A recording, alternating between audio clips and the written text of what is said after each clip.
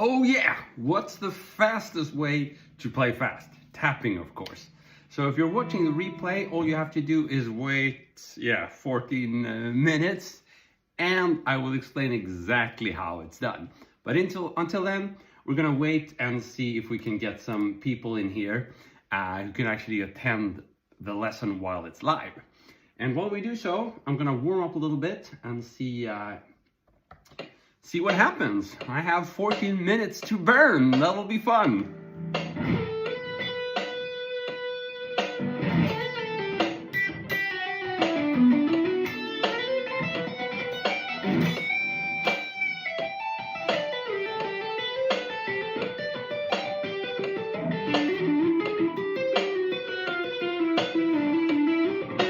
Yeah, I got Dead Man's Wife here. What's up?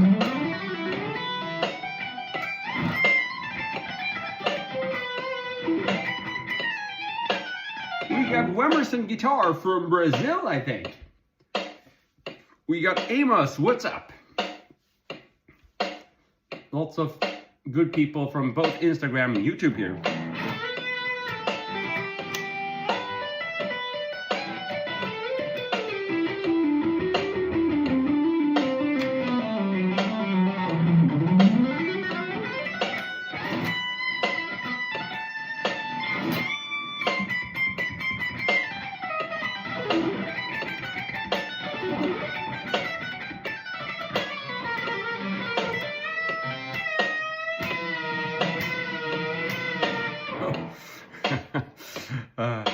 Okay, let's move this a little bit so you can see exactly what I'm doing here, hopefully.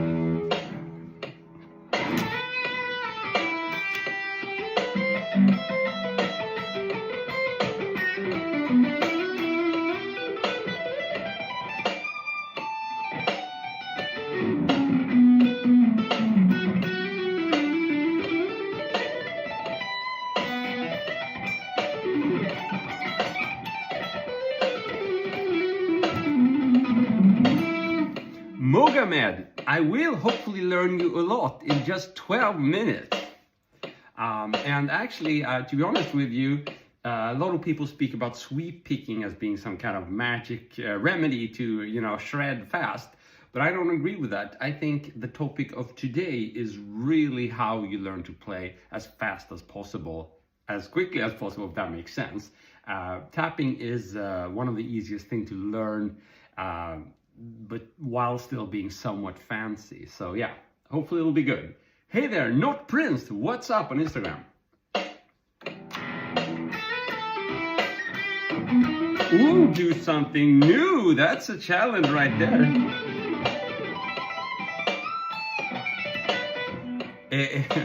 Here's a challenge for you. If you learn what I'm going to show you, that'll be new, I'm pretty sure, for you at least. Hey, we got my man Hit 2000. That's awesome. Is it possible to attempt tapping on acoustic? Definitely on steel string. It's going to be different, but tapping has lots of applications on the acoustic instrument, especially if you want to get into harmonics and that kind of thing. I don't do a lot of that, but check out the guitarists like Alan Gogol from Australia. He has a lot of interesting harmonics going on, and some of them I think is tapped harmonics. But definitely possible.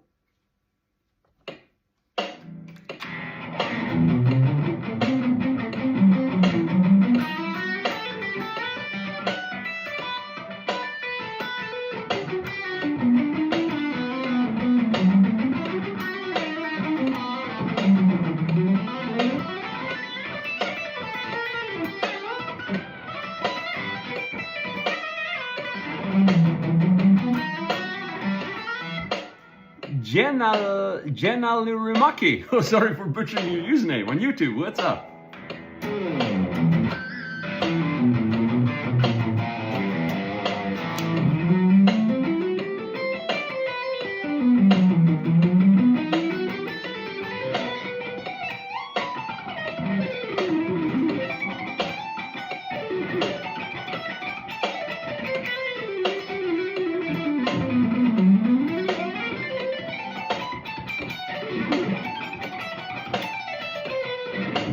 Well, Well, you know, Jenna Rimaki, it's probably on my end. I've seen lots worse. So don't exchange originality for convenience. That's definitely going to be part of my message today. So don't change your username just because of me.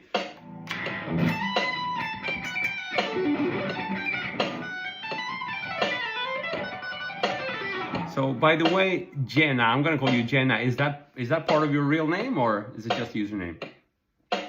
Mogamed, any tips for finger training? Yes. Where are we? Here, there. Wait 9 minutes and you're gonna get them.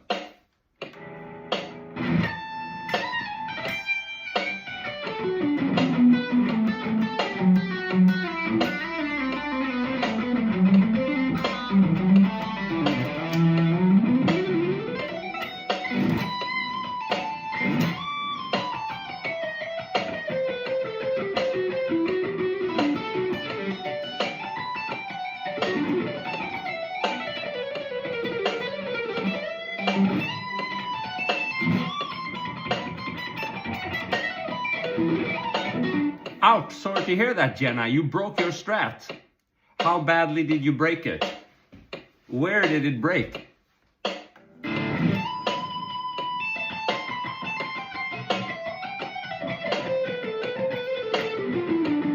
By the way, if you guys have any suggestions where I should put this one, is there a, oh, where is it? Oh, I can't. Where should I put this blue thing here? That, oh man, I can't even point, it's so hard. This thing, where should I put it? Is it okay here or is there a better place? Todor, Chris, you're really doing a great job. Could you show us some Phrygian dominant? Whoa! Oh, interesting.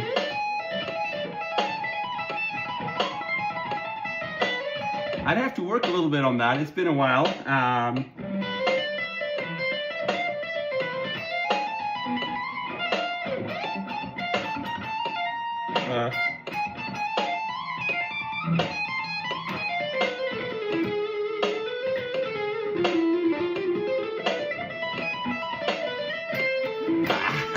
Tricky, but it's doable. Oh, Dead Man's Wife. You think the blue thing is in the best spot. That's good.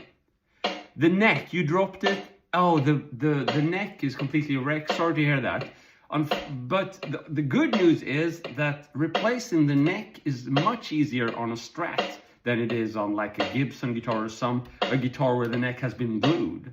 So I don't know how much you bought the Strat for and what kind of Strat it is, how much it was worth. But if it's worth quite a bit of money, then you could definitely replace the neck and it's going to be a whole lot cheaper than buying a new guitar.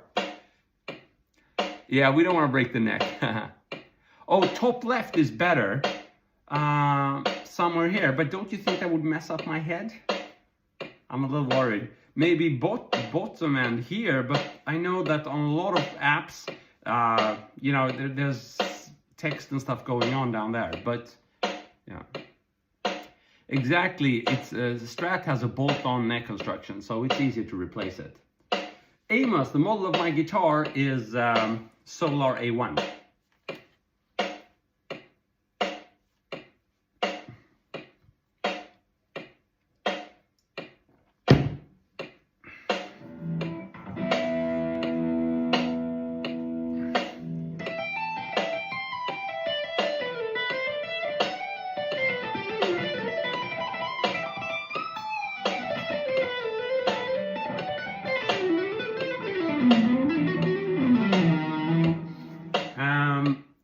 So, Semi is asking, how about Ibanez Prestige 1570R?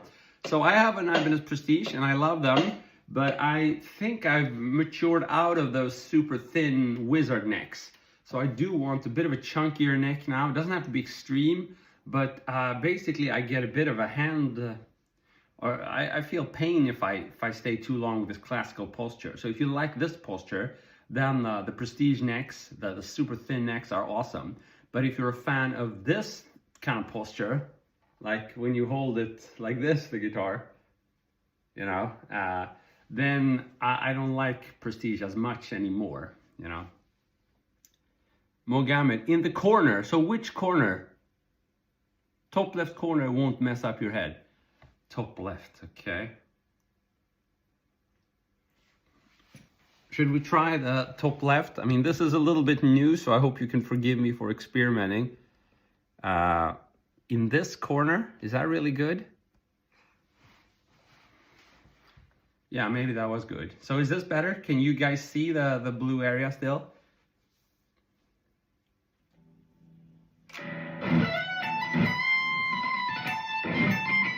Alizadeh on Instagram, what's up?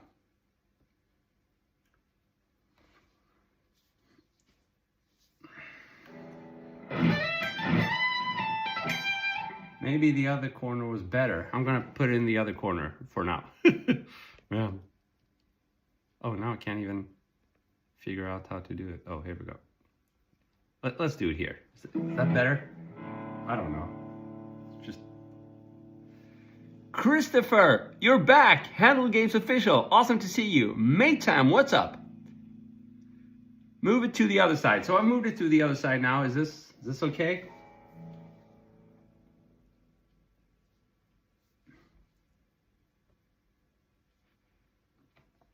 Okay, our lesson is approaching. Only 3 minutes left. That's awesome.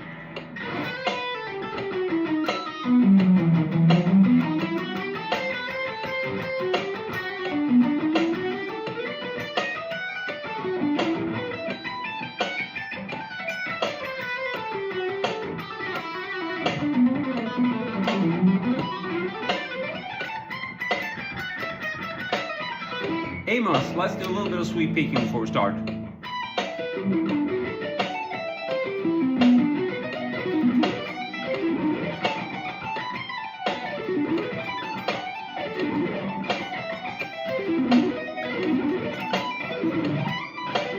So I need to warm that up a little bit.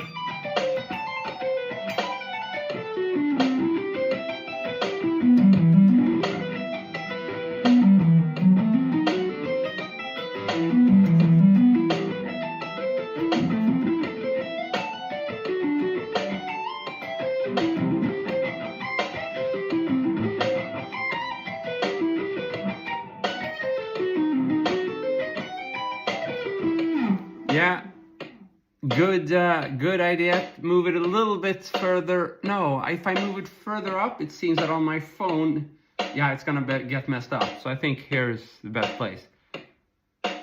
Handle Games, you heard me playing your stun. Big thanks, man. Thank you, Mathan.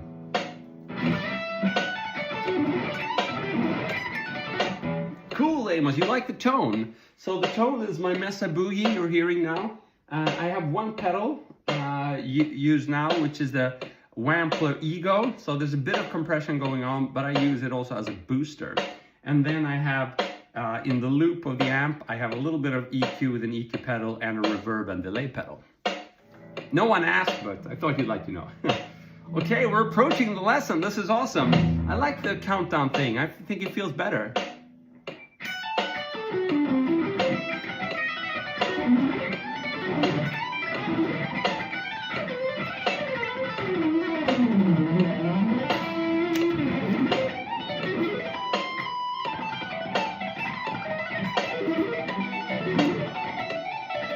Thank you, Mogamed. Yeah, I think that's where, teaching is where the interaction happens. You can shred away and inspire all day long, but if there's no teaching, it gets a little bit one-directional, I would say.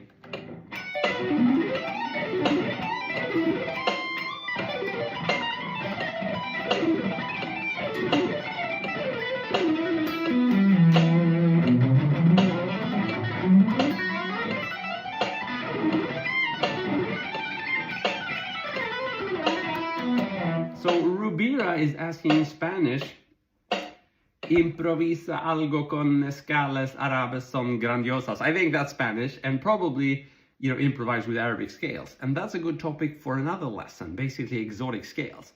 But now we're approaching the lesson. Oh yeah, okay. So, let me see now. This is new, and this is cool, because hopefully we got some people gathered now to learn about the absolute best way you can go about playing fast in the shortest amount of time. And this topic never gets old. What is the topic? It's tapping. Okay, why is tapping so effective, I hear you ask? You know, does it look special if I do this?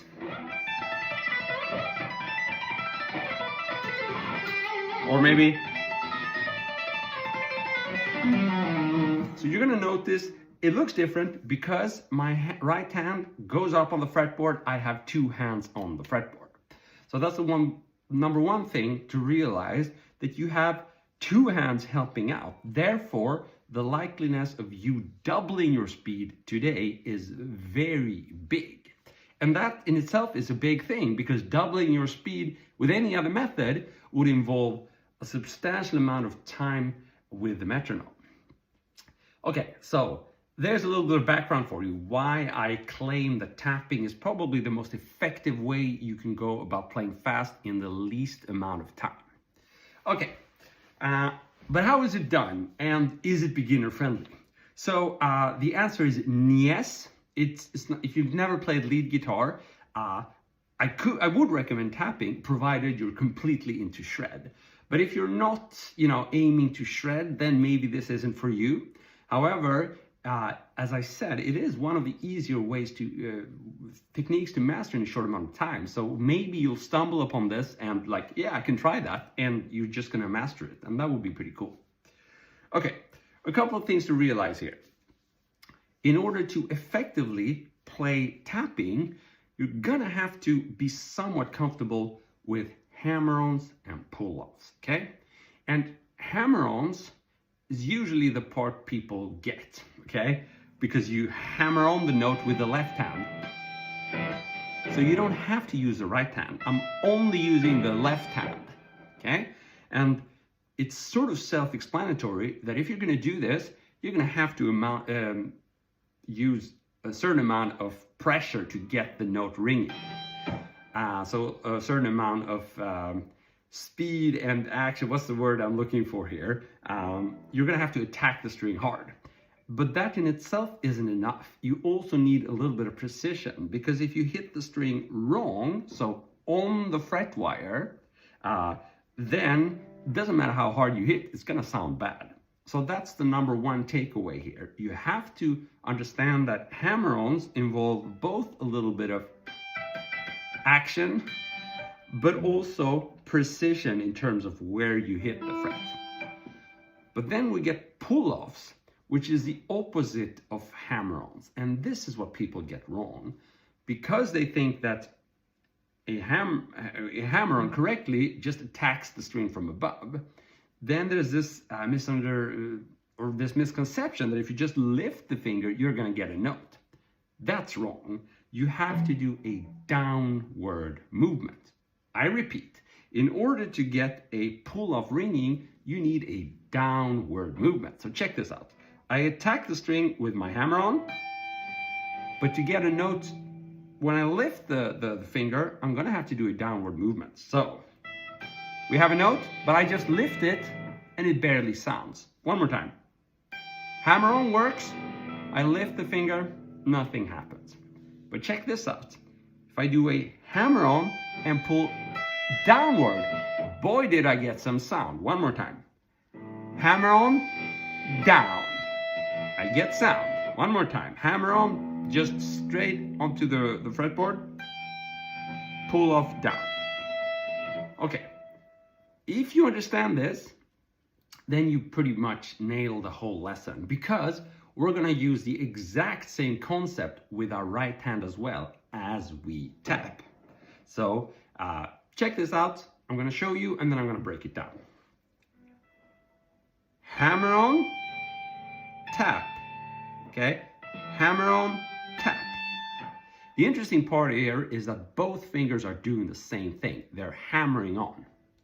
I'm going to show you the exact notes, so don't worry. I hammer with my left hand, I hammer with my right hand, and then I'm actually pulling off with my right hand. The only difference is I'm going to pull off in an upward direction here. So instead of doing the downward thing, I'm going to pull off upward, okay? So that's the thing to understand. I'm attacking the strings from above when I do a hammer-on. The same is true for the first part of the tapping movement. But the second part does a pull-off upwards, okay? And the final part is the regular pull-off, which is downward, but with my left hand, okay? Put it all together, we get hammer-on, tapping, pull-off, pull-off. There's a tapping lick. Now, now that you've understood the mechanics of the motion here, I'm going to show you the exact frets I'm playing so that it's absolutely clear to you how you're going to play this lick. So we're going to target the 15th fret with our ring finger. And I like to use a hammer-on from nowhere here, meaning we're going to have to produce sound just by hitting the string like this. Now, it might strike you that we get a lot of noise when we do this, and that can be avoided by gently resting the palm, the right hand palm, on the strings. Try to cover all the strings all the way to the B string, okay? This is going to be a little bit hard in the beginning, but the good thing is, since I'm telling you this information now, you're going to take this with you, and as you progress, you're going to get a very clean technique. Trust me, I've seen a lot of advanced guitarists who are asking me, how do you play so clean? And I have to be honest with them and say, well, you're a little bit too late on that. You're going to have to go back and practice slowly. So now is the time to make sure you're in control of the strings that are not supposed to be ringing, okay? So gently resting the palm here is a very good idea, okay? So now we have the ring finger, which is supposed to be attacking the 15th fret. We have the palm, which is supposed to be resting on all the strings, but the one we're targeting, so the top E string. Okay, palm here, and we're tapping the 15th fret. Okay. Now, we're gonna be tapping the 17th fret. Okay, so we have 15, 17. Remember, both of these notes are attacked from above, so they are indeed hammer-ons. So tapping is a form of hammer-on done with the right hand, okay? One more time. We're muting as many strings as possible with our right hand palm. We're hitting the 15th fret. We're hitting the 17th fret, and now we're gonna do this upward pull-off, okay? So 15, 17, upward pull-off. So we have 3 notes. We just have 1 note left. And this is a little bit special because we're gonna do a pull-off from the 15th fret, so that downward movement. What we're gonna have to do is pre-position our index finger on the 12th fret. So with this new information, I'm gonna play this lick from the beginning.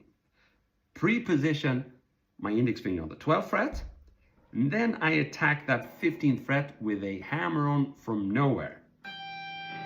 I attack the 17th fret with my tapping finger. I pull it off with my tapping finger upwards.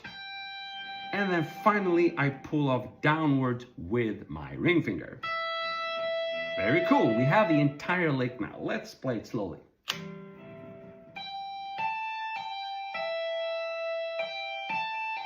Now at this point, you might be asking yourself, well, why am I doing this? It doesn't sound so cool. So I'm gonna fast forward time a few years now, and I'll show you what you can do with this basic pattern.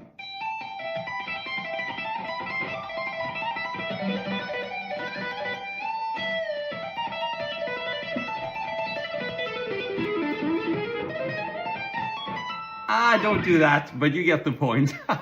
It can be made into something completely different. So this, I'm giving you the foundation of something that has the potential to become extremely advanced, extremely cool with wide intervals. And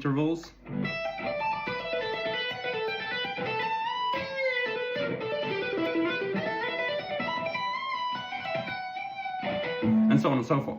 Now, because I'm not warmed up yet, I can't really show you this. So this takes us to the second part of this lesson, where I'm actually going to be practicing this myself as a warm-up thing. And hopefully in like 20 or 30 minutes, I'm going to show you some very cool sounding variations of this very basic concept. But you should have the foundations now. So if you rewind the video, I'm gonna upload this as a regular video once we're done. You can practice all the different elements here. But just to wrap up, we're muting with the right hand. We're attacking both strings from, or both notes from above as we apply hammer-ons and tapping. And as we pull off, we use an upward movement, a downward movement, and we make sure we pre-positioned our index finger on the 12th fret. That's how we get these 4 notes, which makes a 16th note lick. That just means we have 4 notes per beat. So 1, 2, 3, 4, 1, 2, 3, 4, 1, 2, 3, 4, 1, 2, 3, 4. There's our 4 notes, right?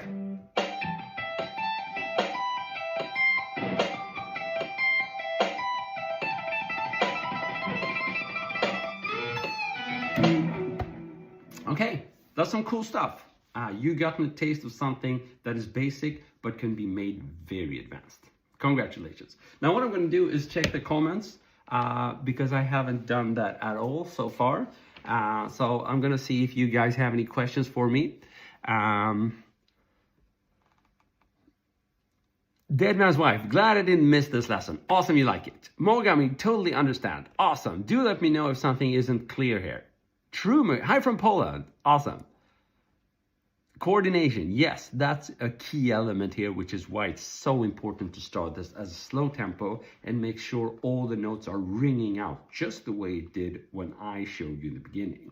If you try to quickly jump to the last section where I played fast, you're going to get heaps of issues in terms of playing this evenly. It's going to sound like di-di-di, di-di-di, di-di-di. You want it to sound di-di-di-di, di-di-di, di-di, okay? I've seen this a million times.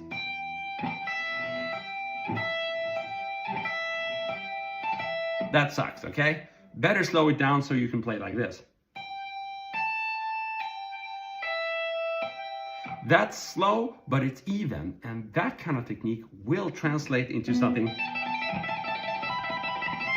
cool, whereas the other one is just gonna be, you know, it's not gonna become something cool.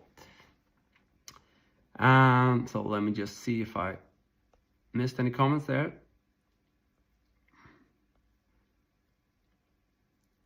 Cool, Andrew says, I cannot express how useful your short communication messages videos are. Awesome, you have a pedagogical gift, brother. Amazing tone, technique, and vibe. Thank you so much, Andrew.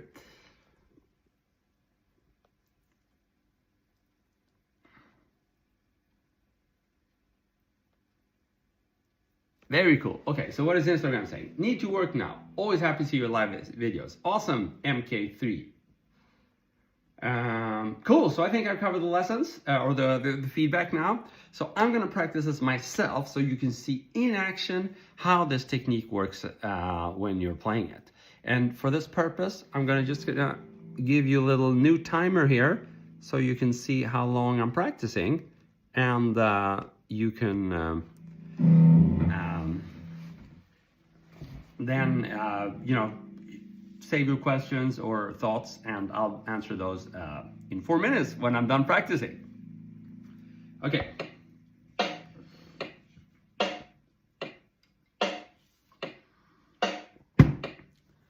Ho ho, can you hear me? Good, yes. Let's just do the basic one. Here it is. This is what I showed you. But I can move the tapping up to the 17th fret, or sorry, 19th fret.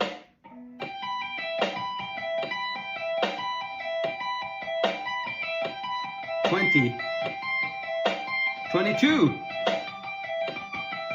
$24. And now I can improvise between those. Yes, it's still live, Wade.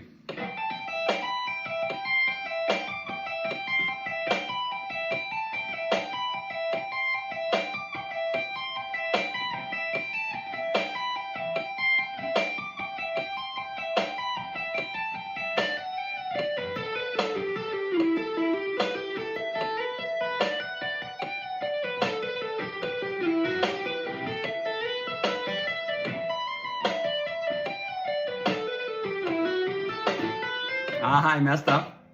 Tried to throw in a variation that didn't work there.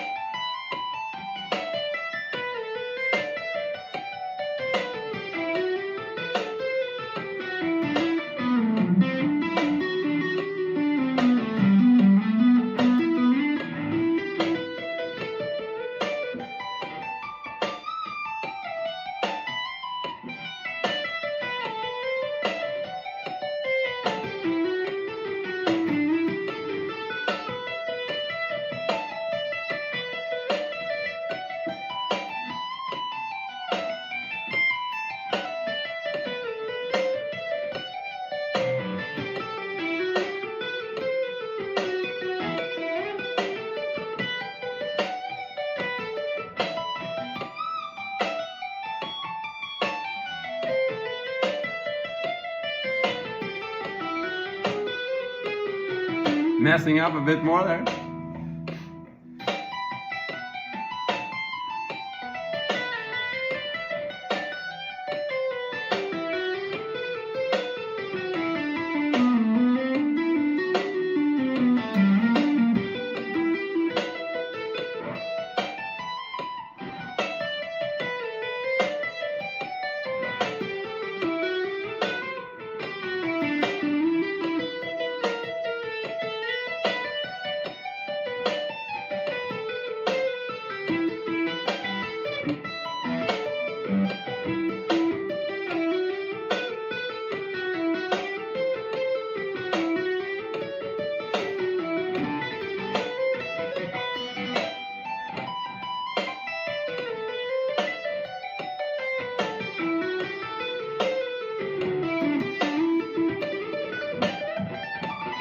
Ouch, messed up.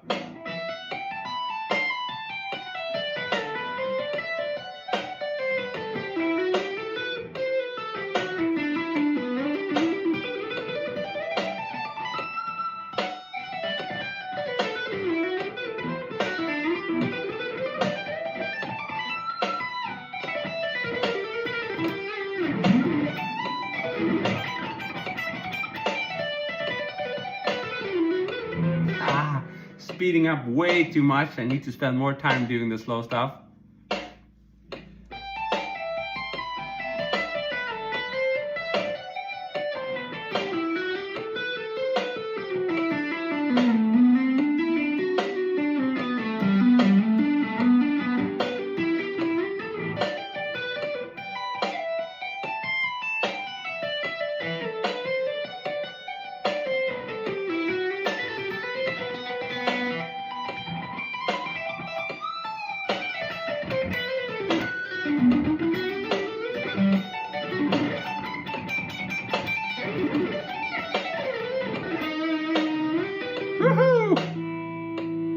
Okay, cool. We've reached our 5 minutes limit here, which is awesome. So I'm going to check what you guys are saying. Yes, this is a very cool solo. Thanks a lot for the great words, Wade.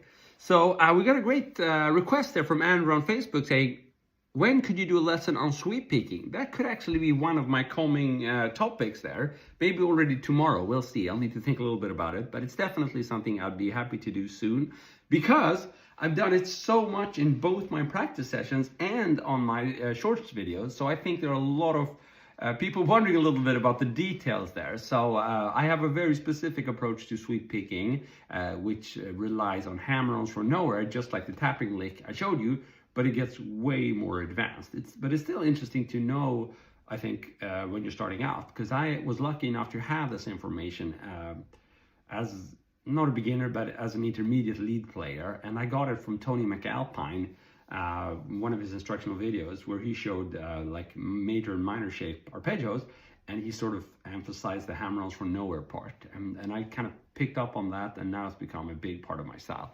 Doko, yeah, this runs on solar energy. If it were summer now, I could probably brag about that because we have a lot of solar energy here in Sweden. But it's winter, and I doubt there's any solar energy generating what you're seeing now, unfortunately. Maybe a bit of wind energy. There is a video over your face. Video over my face? What video? So hopefully you guys can see me. Mogamed is saying there's a video over your face. Are your fingers getting sore when you're doing pull-offs? Good question. So how about sore fingers? And the answer is no. Because what's going to happen is after a few weeks of practicing this kind of stuff, or actually after a few hours, you're going to start to feel pain. And you're going to see these traces of the string in your fingertips. And it's going to hurt a few days. But if it's only hurting on fingertips and not, in your hand or in your finger or something like that, you can probably keep on going because you're going to get calluses, which are the hardened part of the fingertips. Once you have those, you will not feel pain in the fingertips. You might feel pain in other parts of your hand and arm, and if you do that, you should stop playing and not start again until you don't feel any pain. That's important in order to avoid like a chronic injury. But fingertips are going to be fine. Just keep on, and The pain will be replaced with calluses. Okay, no video over your face on YouTube. Okay, thank you for confirming, Dead Man's Wife. Mogamed from Facebook, are you seeing me properly now? Maybe you're seeing some maybe Facebook ad. To be honest with you, Facebook can be a little bit weird with that stuff. How do I make sure I don't miss your lessons like today? I found you today by accident. I can't believe it. Andrew, you are too kind. So, how do you make sure? Well, to be honest with you, I don't have a fixed time yet for these. That's because I feel it's more worth to you to have a Chris that is happy and vibrant, which happens when I start the stream when I feel like. So that's the issue for now. But the last week I've done live streams every day except yesterday, Saturday, and I usually do them in my mornings. It's not a very good indicator, but if you subscribe, you're gonna get them notification, and if you hang out on one of my sites, the GMC website, you're gonna get a notification in the banner. Yeah, so that's the best I can give you for now, but as I keep doing these, I hopefully will find a more regular schedule, or at least a estimation of when I will do these. There's still a picture over your face on Facebook. What kind of picture is that? Is anybody else seeing a picture on my face? Let me check Facebook quickly. To have a Chris. Yeah, I don't see a picture of my face on Facebook. So that must be something weird. Maybe you can shut down the stream and go back to the GMC Guitar Lessons page and find my live stream. It should be gone because I don't see it when I open the browser. But I do see there is real-time captions coming from Facebook. So that's credits to Facebook for that. Okay. Let's see. Ho, please teach me more muting. Oh, Andrew's asking muting in different places. That's a very good topic as well. Is it okay to have the volume fluctuate? That's an interesting one. You should strive to get an even volume. If you're playing with a clean tone, that's going to be harder, but it's still desirable. So you don't want... Okay, now I'm playing with the clean tone. It's a little bit loud, but you don't want like that. Try to have it even.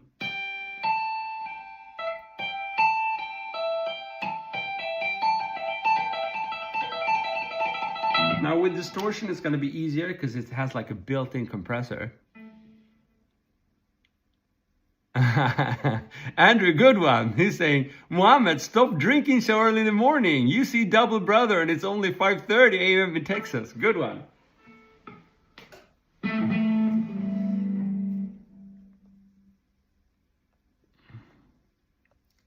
Okay. Let's see if there's an... Okay, good. So I think I caught many of your questions there. I'm going to practice a little bit more now. Because after all, just like you, I'm eager to start practicing. Let's do this.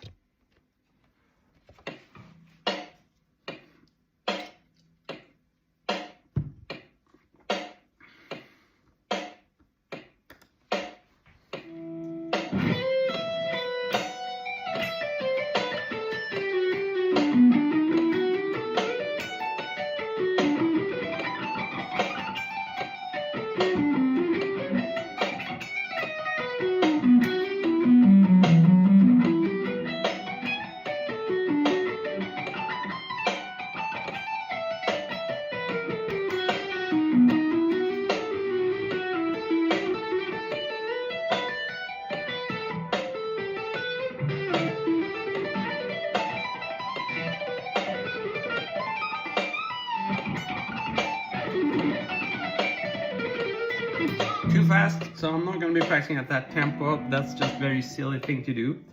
I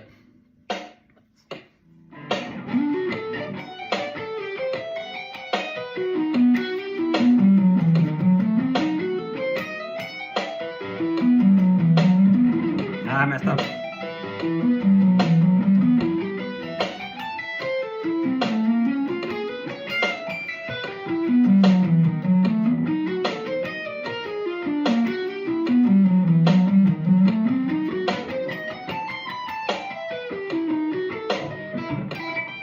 up again, but I have some great ideas, so I'm gonna restart.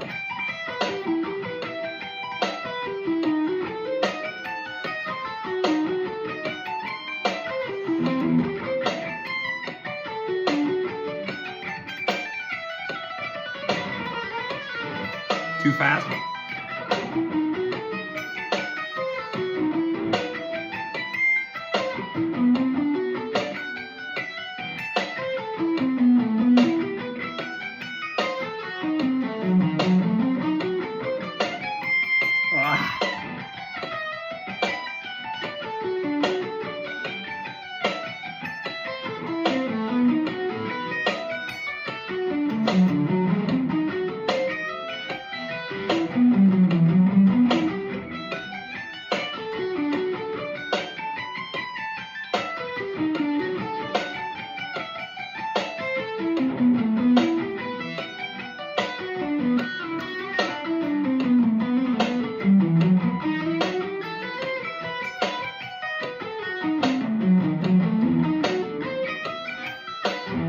Something in my eye. It can happen when you're speeding.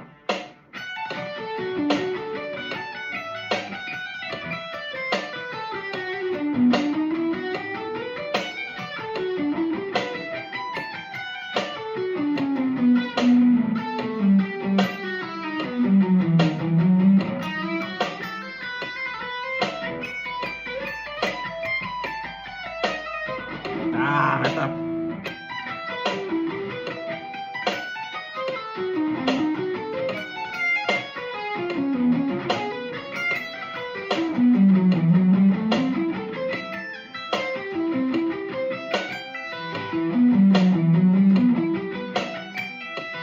Messed up.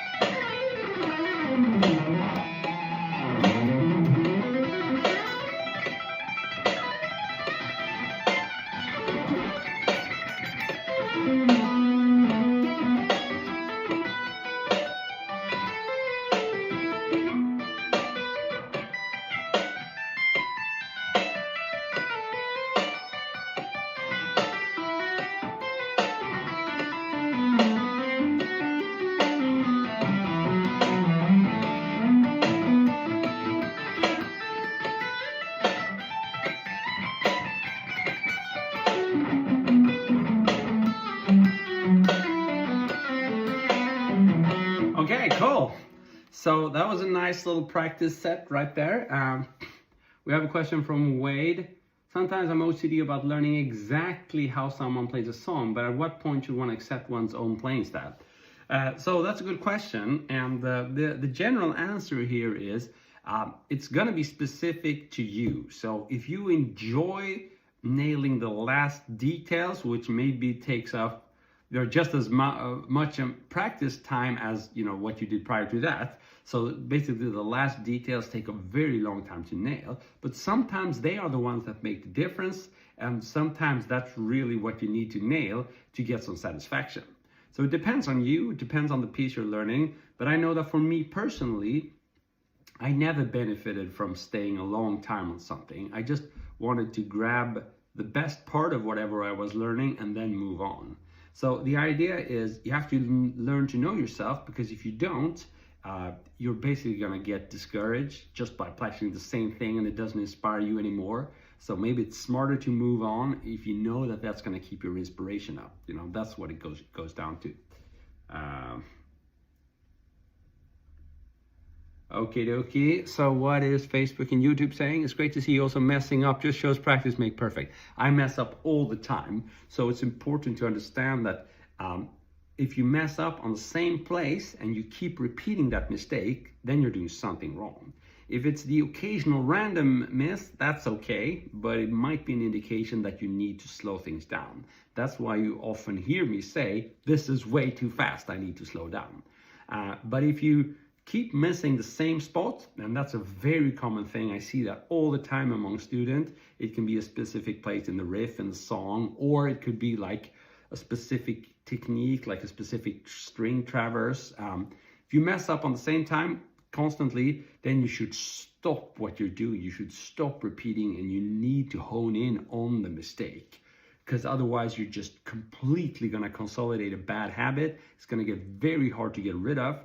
And you're just going to have to put in, the double amount of time later on to fix that. So it makes sense to stop now and fix it right away instead of repeating that bad habit. Norsol, thank you. Do I try to hit the root notes on the fourth beat? I don't think about that. That's an interesting jazz approach. A lot of times you want to hit the strong notes on the downbeat, and you want to do the outside note on the upbeat, for example. There are lots of approaches to that. I'm not very inspired by that kind of thinking. I think it gets very mechanical.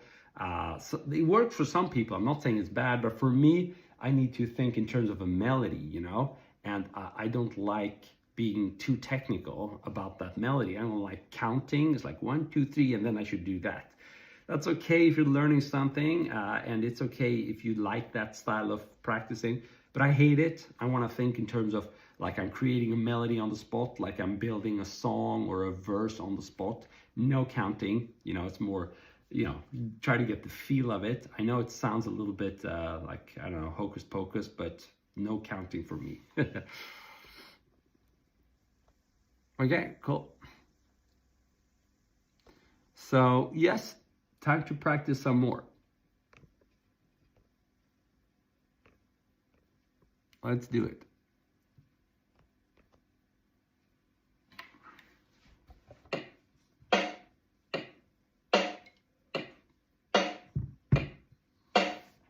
Rebang, this is a Solar A1.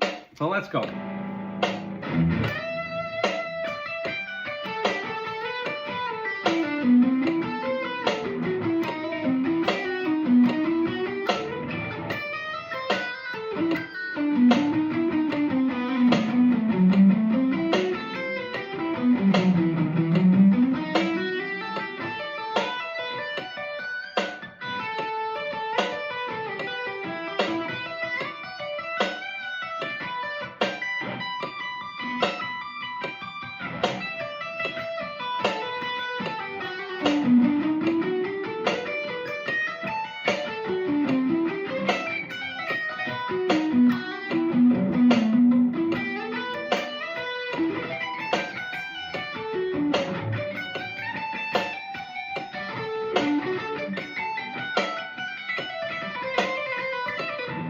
Up.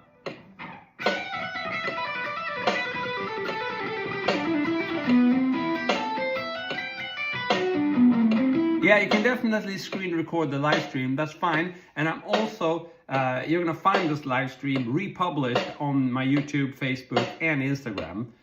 So you're going to get access to it.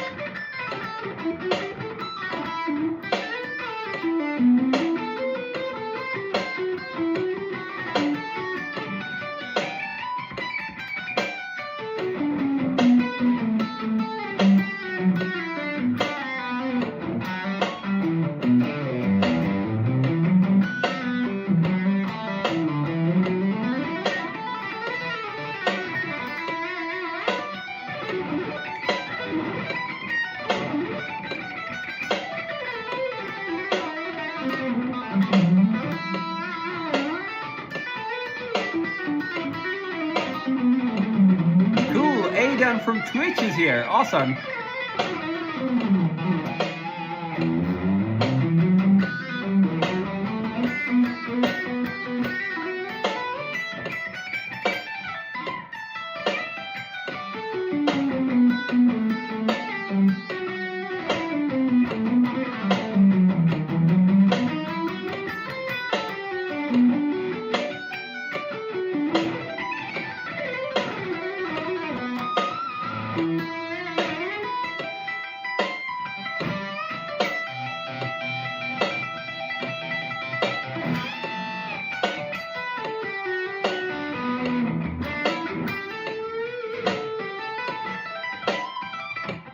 I messed up.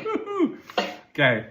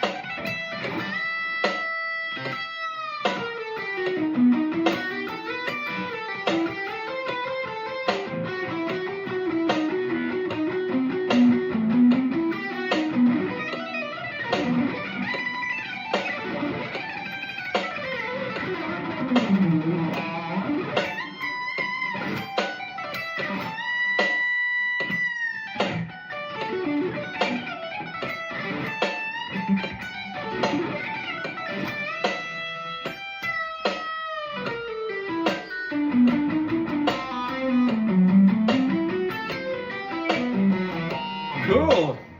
So let's see what you guys are saying here. Andrew is asking, what is the right progression of practice, the elements that you do? You are really combining hammer on, pull off, sweep, alternate picking, finger picking, and string changes and stuff. What should be an order for this? And is there one or is it different for everyone? Also, is that guillotine above your left ear as if you mess up the punishment? Yep. This guillotine here for my students. They learn the hard way. So typically what I'll do when I have several students one after the other is if someone performs badly, I will execute him or her right before the next one so that he or she knows that this is serious stuff. Okay, so it's a rowing machine. It would be fun though. Okay, but you have a very cool question there. What is the order of learning the techniques I'm showing you? First of all, this is very individual. Second of all, here's a shameless plug. That's pretty much what the courses on my website are for, showing you the recommended order. Now, you know, you should take that with a pinch of salt because it's largely going to be dependent on your own personal preferences. So I always emphasize that. But however, there are some generic truths, and that is there's no point in getting a very good right hand if you don't have a very good left hand. So I generally think that the left hand is more important than the right hand. Just a few examples. I mean, you can be fantastic at doing this, sweeping, but it's not going to sound cool unless you can also do... Oops, it didn't even sound cool. You know?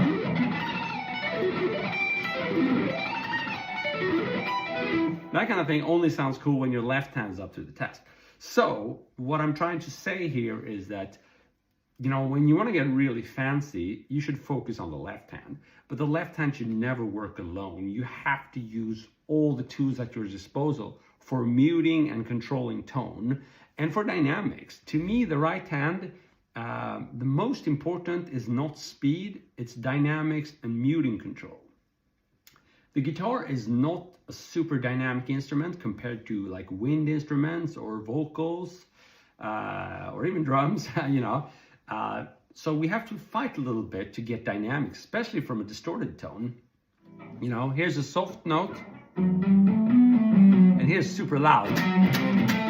You know, the difference isn't huge. So if you don't use the the tools you have at your disposal for creating those dynamics, your playing is going to sound a little bit flat. So this is a very compressed answer, but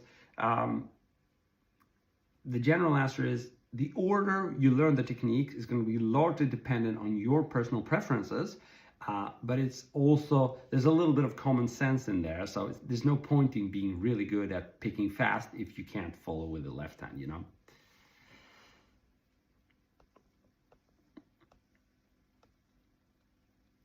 Aidan, thank you for your kind words. Where can I find the links to your pages so I can subscribe to everything?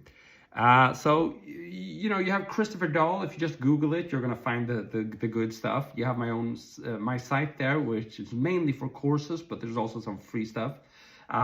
You can go to the link in my bio here, whichever app you're looking from now, there's a link in my bio, and that gives you the link to all my social media platforms. So if you subscribe to that, to all of those, you're gonna hopefully find it easier to catch my live streams and just my content. So go to my bio or Google for Christopher Dahl. That's the answer.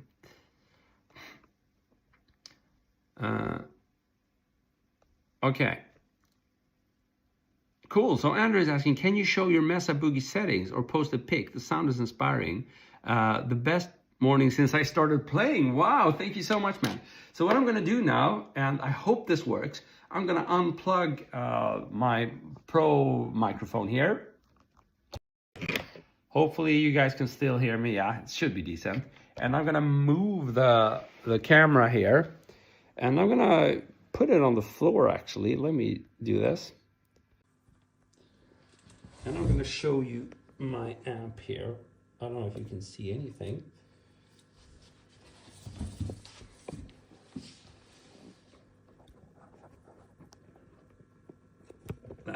The lighting sucks. That's because I'm improvising now.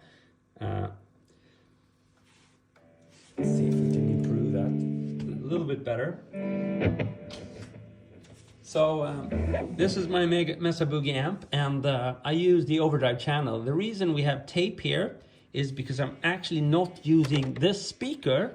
I'm using that speaker, which is a greenback speaker with a, which is a Harley Benton speaker with a greenback cabinet inside. No, sorry, the other way around. Well, you get it.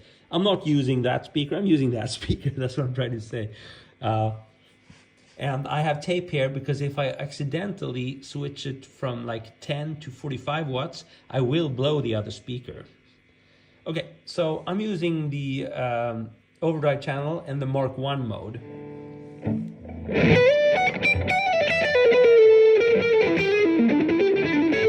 Now, the other modes are very cool, but they sound very different. So if I just switch between the modes, like crunch, it's gonna sound pretty bad because I have to reconfigure everything. But here we go, crunch. And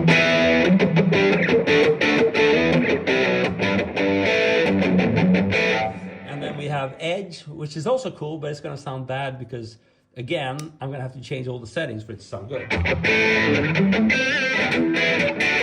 The one I'm using is the perfect one for lead.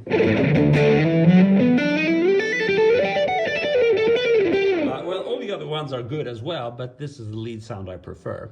And other than that, I'm currently just using this blue pedal in front of the amp, which adds both compression and boost.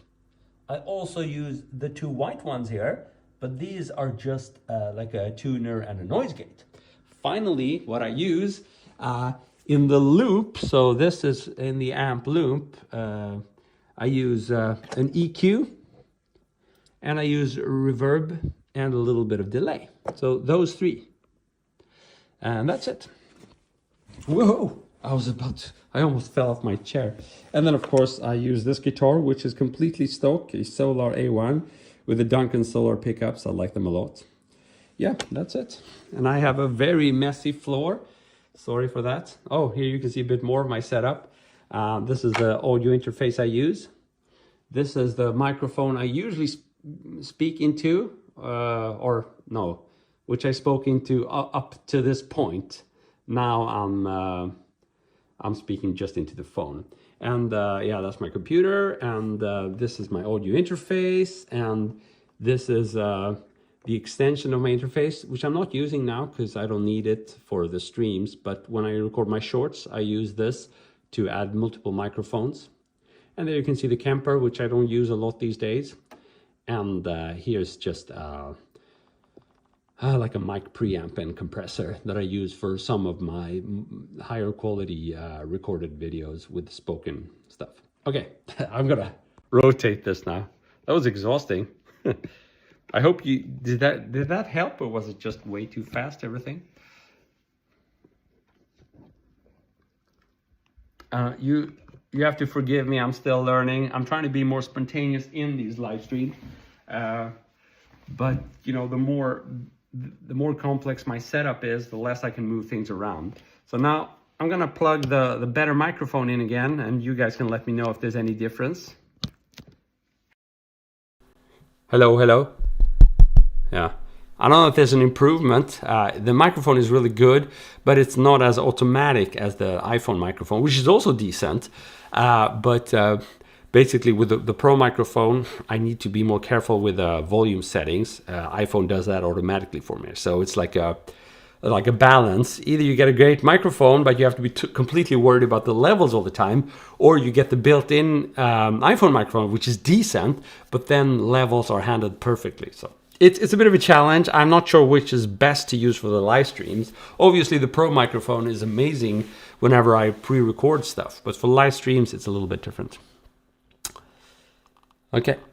Yeah, so the Pro microphone is louder. Is it like distorting? It's way better. Oh, cool. That's good. Then I got the at least that's a good thing.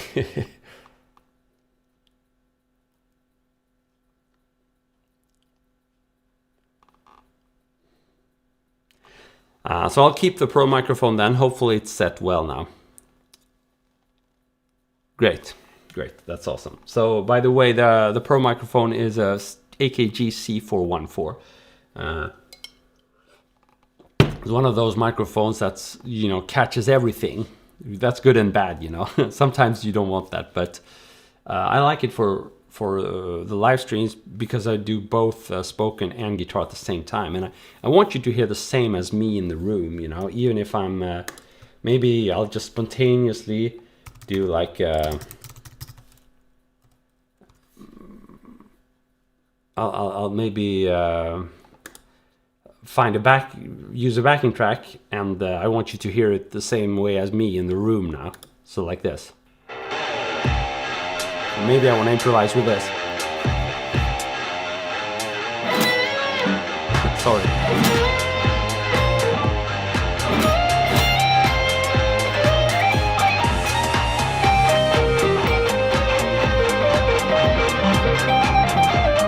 Let's try the tapping lick I showed you.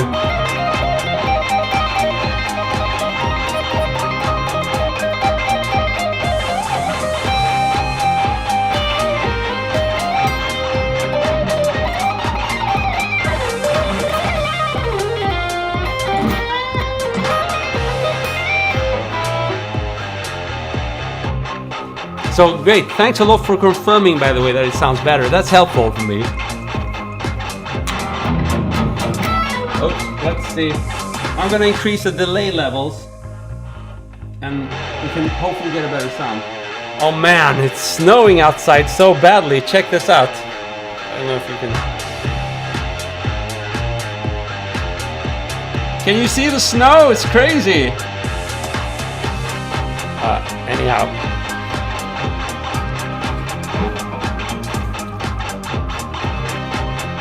Yeah, you can see the snow.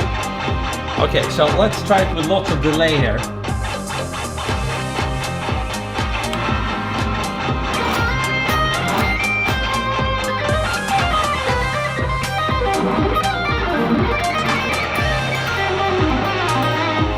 Okay, so I'm gonna practice a little bit over this backing track now.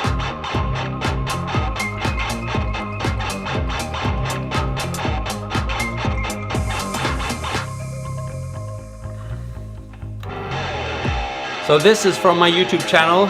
It's called 7/4 Metal Hybrid Backing Track in C minor.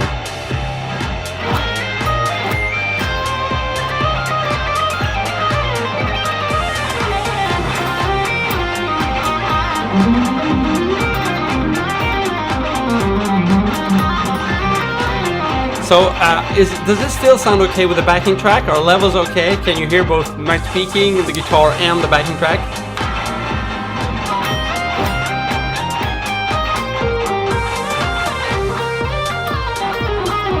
Ouch. One rep.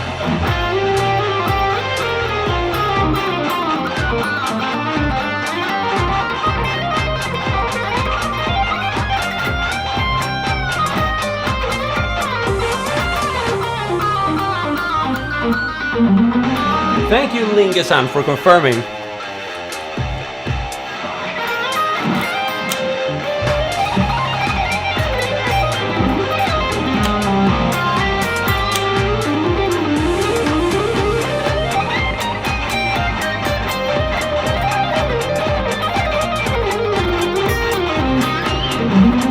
Good, Andrew. Thanks so much, man. Well balanced. Thanks for confirming that, man.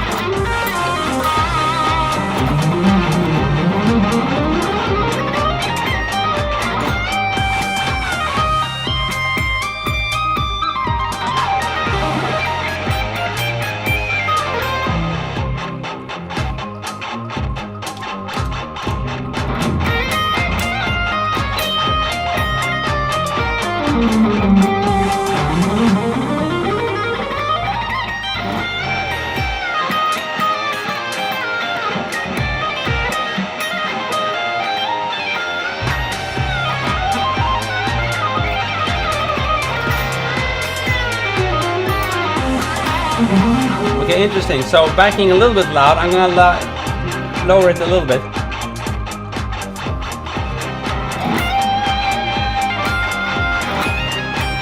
Maybe a little bit too soft now. It's hard to find the balance.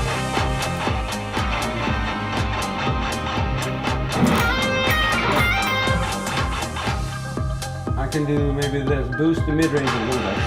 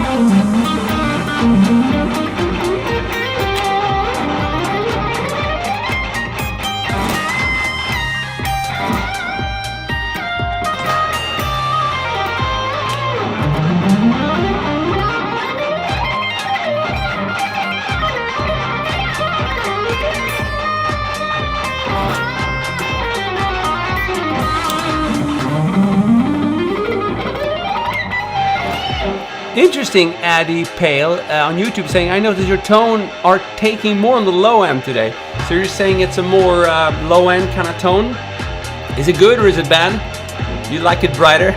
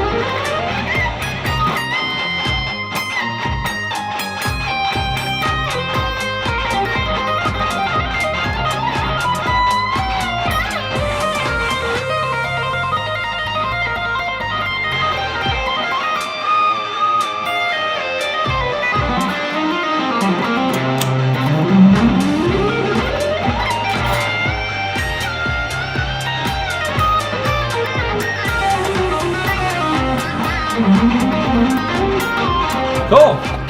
Oh.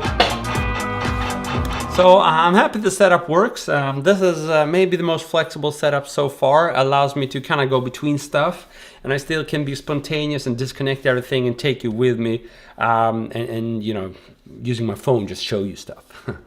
Cool, guys. So this was an amazing session. I can't believe we covered one of my all-time favorite topics, which was tapping.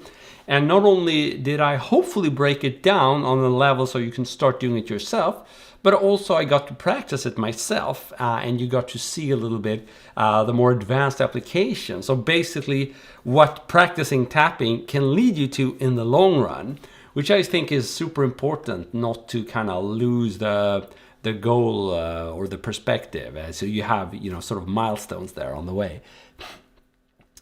I want to thank you so much for tuning in. It's been an amazing session, and you guys helped me out, testing the sound, the balance, everything is awesome. So thank you so much. Keep being amazing, and I'll try to keep being Christopher Dahl, and I'll see you very soon again here. Cheers.